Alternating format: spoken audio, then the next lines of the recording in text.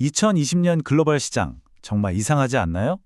한쪽에서는 인공지능이 이끄는 기술 혁명 덕분에 증시가 하늘 높은 줄 모르고 치솟고 있는데, 다른 한쪽에서는 언제 터질지 모르는 지정학적 위기가 세계 경제에 아주 어두운 그림자를 들이오고 있습니다. 오늘 이 자료 분석에서는 이렇게 서로 완전히 다른 방향으로 달려가는 두 거대한 힘이 충돌하는 그 한 복판으로 들어가 보려고 합니다. 자, 지금 상황을 딱 한 장으로 요약하면 이렇습니다. 왼쪽을 보시면 다우지수 49,000, 코스피 4,500을 돌파했다고 시장은 그야말로 축제 분위기죠. 그런데 오른쪽을 보면 미국이 베네수엘라에 갑자기 개입하면서 세계 최대 원유 매장지가 순식간에 거대한 화약고로 변해버렸어요. 아니, 도대체 왜 시장은 이런 엄청난 위기 앞에서 전혀 겁먹지 않고 이렇게 축제를 벌이고 있는 걸까요? 바로 이 모순에 대한 해답을 지금부터 찾아보겠습니다. 그 답을 찾기 위해서 우선 모든 혼란의 시작점인 이 지정학적 사건부터 자세히 들여다봐야 합니다. 이게 지금 시장의 불안감을 이해하는 가장 중요한 열쇠거든요. 바로 트럼프 행정부가 베네수엘라의 마두로 대통령을 체포하고 무려 3천억 배럴에 달하는 세계 최대 원유 매장량을 장악한 사건입니다. 이 소식이 딱 전해지자마자 안전자산인 금 가격은 막 치솟았고요. 쉐브론 같은 대표적인 에너지 기업 주가는 하루 만에 4.46%나 폭락하면서 에너지 시장의 공포를 그대로 보여줬습니다. 하지만 이렇게 전 세계가 살얼음판을 걷는 것 같은 상황 속에서도 미국 시장은 왜 이렇게 뜨거운 걸까요? 그 이유는 바로 미국 경제 내부에서 아주 강력하게 돌아가고 있는 두 개의 성장 엔진 때문입니다. 첫 번째 엔진은 말할 것도 없죠. 바로 AI 붐입니다. 엔비디아의 CEO 젠슨 황이 CES 2026에서 AI 공장에는 더 많은 반도체 팹이 필요하다고 선언했잖아요. AI가 이제 모든 산업의 기본이 되면서 그 기반 기술인 반도체 수요는 그야말로 폭발하고 있는 겁니다. 그 결과가 시장에서 아주 극명하게 갈리고 있어요. 보세요. AI 혁명의 심장부인 반도체 섹터는 2.73%나 급등하면서 랠리를 이끌었지만 베네수엘라 사태의 직격탄을 맞은 에너지 섹터는 2.81%나 하락하면서 완전히 반대기를 걸었죠. 시장이 얼마나 똑똑하게 또 선택적으로 움직이는지 보여주는 대목입니다. 그리고 두 번째 엔진은 생각보다 훨씬 튼튼한 미국 경제의 기초 체력입니다. 신규 실업수당 청구 건수가 시장 예상보다 훨씬 적게 나왔다는 건 고용 시장이 여전히 뜨겁다는 증거거든요. 이렇게 경제가 탄탄하니까 기업들은 AI 같은 미래 기술에 과감하게 투자할 수 있는 거고요. 또 한편으로는 연준이 성급하게 금리를 내리진 않겠구나 하는 안정감을 시장에 심어주고 있는 거죠. 자, 이런 AI 주도의 흐름은 태평양 건너 우리나라 한국 시장에서도 똑같이, 어쩌면 더 강렬하게 나타나고 있습니다. 코스피의 사상 최고 랠리, 그 중심에는 바로 방산, 반도체, 조선이라는 세 개의 강력한 축이 버티고 있습니다.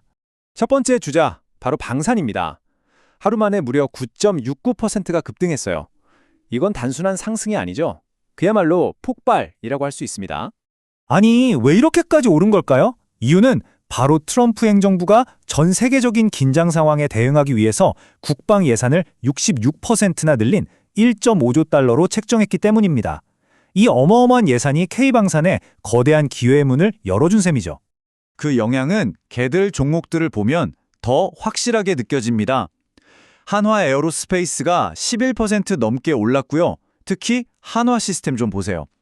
하루에 27%가 넘게 치솟으면서 시장의 모든 에너지를 그냥 다 빨아들였습니다. 정말 경이로운 수치예요. 두 번째 축은 역시 반도체입니다. 미국 시장과 아주 완벽하게 발을 맞춘 모습으로 2.73% 상승하면서 코스피의 든든한 허리 역할을 해주고 있습니다. 한국 반도체가 이렇게 강한 심정에는 바로 이 압도적인 기술력이 있습니다. SK하이닉스가 차세대 AI 메모리인 HBM4를 세계 최초로 양산하고 최대 고객사인 엔비디아와의 공급 계약까지 따냈다는 소식은 시장에 아주 강력한 확신을 주기에 충분했습니다. 자, 그리고 마지막 세 번째 동력은 바로 조선업입니다. 마치 잊혔던 왕이 돌아온 것처럼 하루 만에 5.35%라는 정말 인상적인 상승률을 기록하면서 화려하게 부활했죠. 조선업 랠리의 배경에는 전 세계적인 에너지 전환이라는 거대한 흐름이 있습니다. 친환경 선박과 LNG 운반선 수요가 폭발하면서 한국 조선소들의 수주 잔고가 지금 가득 채워지고 있거든요. 특히 삼성중공업이 외국인 순매수 1위 종목에 올랐다는 건 글로벌 자금이 지금 어디로 향하고 있는지를 아주 명확하게 보여주는 신호입니다. 자, 지금까지 시장의 두 얼굴을 모두 분석해 봤습니다.